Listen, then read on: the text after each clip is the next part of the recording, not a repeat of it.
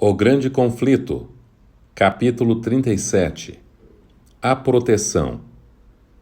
Deus conduz seus seguidores à Bíblia como sua única proteção contra o poder dos espíritos maus. Satanás usa toda estratégia possível para impedir que as pessoas obtenham conhecimento da Bíblia. A cada reavivamento da obra do Senhor, sua atuação se torna mais intensa. Logo testemunharemos o início da batalha final contra Cristo e seus seguidores. A falsificação será tão parecida com o verdadeiro que será impossível identificar a diferença entre ambos, a não ser pelas Escrituras. Aqueles que procuram obedecer a todos os mandamentos de Deus enfrentarão oposição e zombaria. A fim de suportar a prova, precisam compreender a vontade de Deus, conforme revelada em sua palavra. Só serão capazes de honrá-lo por meio do entendimento correto de seu caráter, seu governo e seus objetivos, agindo em harmonia com eles. Somente aqueles que fortaleceram a mente com a verdade da Bíblia permanecerão firmes ao longo da grande batalha final.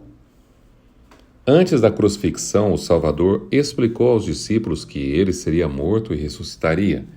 Anjos estavam lá para impressionar essas palavras na mente e no coração deles. No entanto, eles se esqueceram exatamente das palavras que necessitavam se lembrar. Quando veio a angústia, a morte de Jesus destruiu suas esperanças quase tão completamente como se ele não os houvesse advertido antes. De maneira semelhante, as profecias descortinam o futuro diante de nós com clareza quase tão grande quanto a explicação de Cristo aos discípulos. Mas a maioria das pessoas não tem compreensão nenhuma dessas importantes verdades, como se Deus nunca as tivesse revelado. Quando o Senhor envia advertências, Ele requer que toda pessoa de mente sensata obedeça à mensagem. Os temíveis juízos contra quem adora a besta e sua imagem, Apocalipse 14, 9 a 11, deveriam levar todos a descobrir qual é a marca da besta e o que fazer para não recebê-la. Mesmo assim, a maioria dos seres humanos não quer a verdade bíblica, pois é contrária aos desejos do coração pecaminoso. Satanás os supre com os enganos que tanto amam. Entretanto, Deus terá um povo que vai considerar a Bíblia e a Bíblia somente o padrão de todas as doutrinas e a base de todas as reformas. A opinião dos eruditos, as conclusões da ciência, as decisões dos concílios eclesiásticos, a voz da maioria, nenhum desses, nem todos eles reunidos devem ser usados como advertência a favor ou contra qualquer doutrina. Devemos exigir um claro assim diz o Senhor.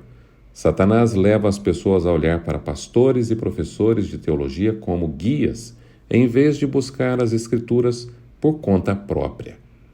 Ao controlar esses líderes, consegue influenciar a maioria. Quando Cristo veio, o povo comum o ouviu com alegria, mas os principais sacerdotes e os líderes da nação se encheram de preconceito, rejeitando as evidências de que ele era o Messias. As pessoas indagavam: como nossos governantes e escribas tão esclarecidos não creem em Jesus? Mestres assim levaram a nação judaica a rejeitar seu Redentor. Exaltação da autoridade humana. Cristo previu que as pessoas exaltariam a autoridade humana para governar sobre toda a consciência. Em todas as eras, essa tem sido uma terrível maldição. Como apelo às gerações futuras, a Bíblia registrou advertências para que não seguíssemos líderes cegos. A Igreja Católica Romana ensina que somente seu clero tem o direito de interpretar as Escrituras. Embora a Reforma tenha aberto as Escrituras para todos, os mesmos princípios que Roma defendia impedem multidões nas igrejas protestantes de examinar a Bíblia por conta própria. São ensinadas a aceitar seus ensinos conforme interpretados pela Igreja. Milhares não ousam aceitar nada, por mais claro que esteja nas Escrituras, que contrarie seu credo. Muitos estão prontos a confiar seu destino eterno ao clero. Quase não prestam atenção aos ensinos do Salvador. Por acaso os ministros são infalíveis?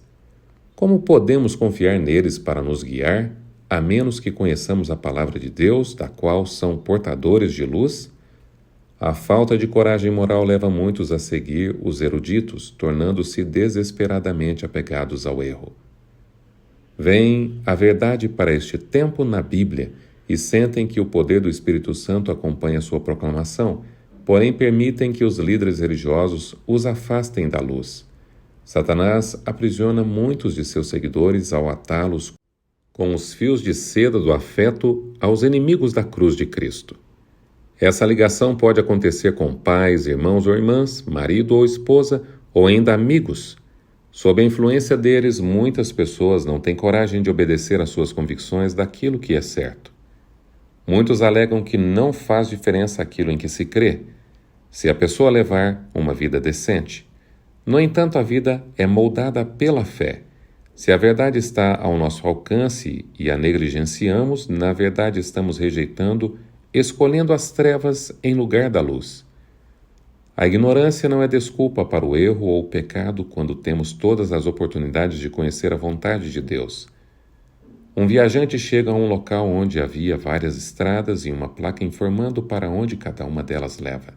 Se ignorar a placa e pegar qualquer estrada que lhe parecer correta, ele pode até ser sincero, mas é bem provável que acabe no caminho errado. O primeiro e mais elevado dever. Não basta ter boa intenção, fazer o que achamos ser certo ou aquilo que o pastor diz ser correto. Nós mesmos precisamos examinar as Escrituras. Temos um mapa que aponta para todo ponto importante da jornada rumo ao céu e não devemos adivinhar nada. É o primeiro e mais elevado dever de toda pessoa racional aprender com base nas Escrituras qual é a verdade e então andar na luz, encorajando os outros a fazer o mesmo.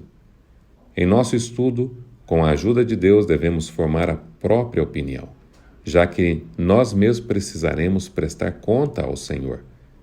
Pessoas cultas, com aparência de grande sabedoria, ensinam que as Escrituras possuem um significado secreto e espiritual que não é visto com facilidade na linguagem usada. Esses indivíduos são falsos mestres. Devemos explicar a linguagem da Bíblia por meio de seu significado óbvio, a menos que um símbolo ou uma figura sejam usados.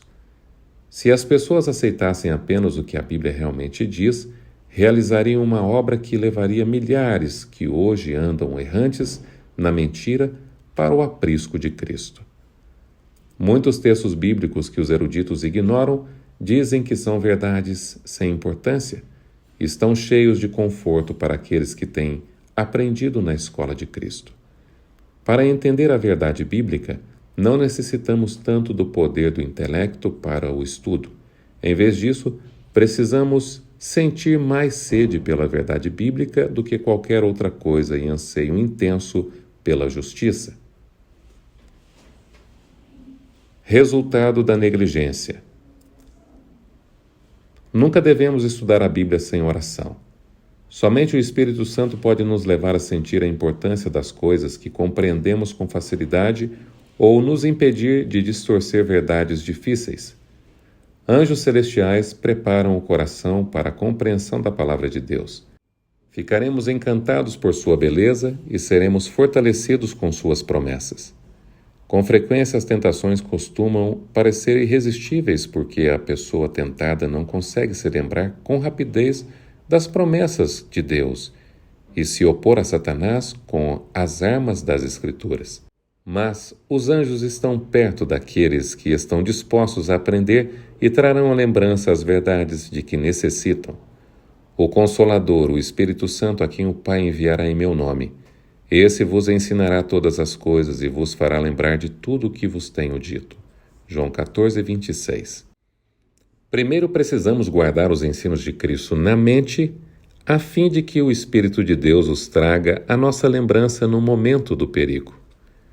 O destino de todas as pessoas da terra está prestes a ser decidido. Todo seguidor de Cristo deve perguntar com fervor: Senhor, que queres que faça? Atos 9, verso 6. Devemos buscar agora uma experiência profunda e viva com as coisas de Deus. Não temos tempo a perder. Estamos em território de Satanás. Sentinelas de Deus não sejam apanhadas dormindo. Muitos se parabenizam pelos atos errados que não cometem. Entretanto, isso não é suficiente para que sejam árvores no jardim de Deus. É preciso dar fruto. Nos livros do céu, eles estão registrados como aqueles que ocupam lugar no solo. No entanto, o coração de Deus, cheio de amor longânimo, ainda suplica com aqueles que desprezam sua misericórdia e abusam de sua graça. No verão, não se nota a diferença entre o cipreste e as outras árvores. Mas quando vem a tempestade do inverno, os ciprestes permanecem intactos, ao passo que as outras árvores perdem a folhagem. Quando a perseguição surgir, a intolerância voltar a prevalecer e a perseguição se acender, os descomprometidos e hipócritas desistirão da fé. Mas os cristãos verdadeiros permanecerão firmes. Sua fé será mais forte e sua esperança ainda mais brilhante do que nos tempos de prosperidade. Ele será como uma árvore plantada junto às águas, que estende as suas raízes para o ribeiro. Ela não temerá quando chegar o calor, porque as suas folhas estão sempre verdes. Não ficará ansiosa no ano da seca, nem deixará de dar fruto. Jeremias 17, versículo 8. O fim do capítulo 37 do Grande Conflito.